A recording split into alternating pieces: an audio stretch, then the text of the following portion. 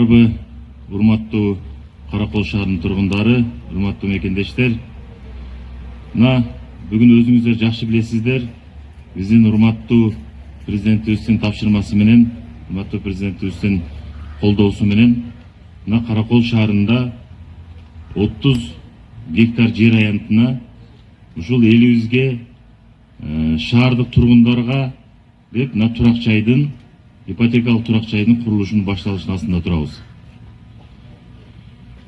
Бул акыркы 2 жыл аралыгында урматтуу президентибиз ГИК үйлөрүн куруу боюнча өзү жеке көзөмөлүк алып, бардык Кыргызстаныбыздын булуң бурчундарында буюрса башталып келатат.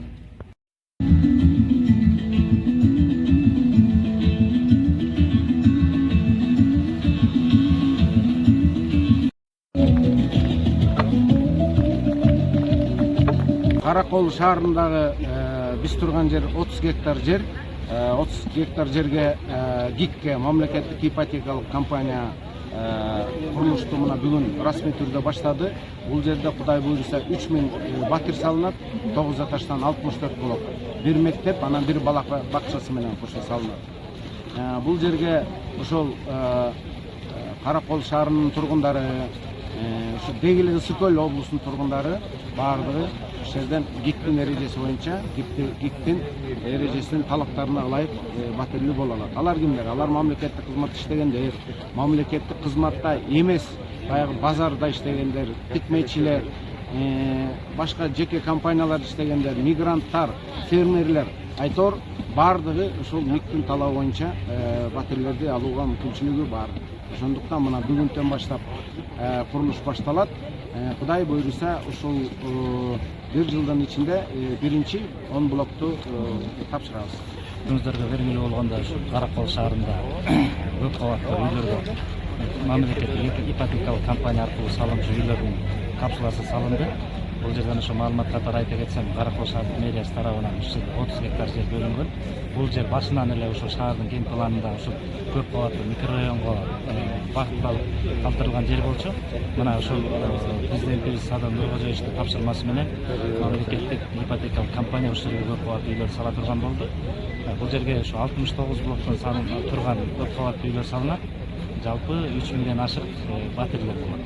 Эми мына өзүңүздөргө белгилүү болгондой акыркы кезде Каракол шаарыбыз баардык тараптан ошо өнүгүү жолунда деп айтсак болот. Мына шаарыбыздын инфраструктурасы, жолдору жана башка ошо шаарыбыздын тургундарына, меймандарына ошо шаарыбыз барган сайын ушул ылайыктуу болуп, ошо ыңгайлуулукту түзүүнүн үстүндө келатат.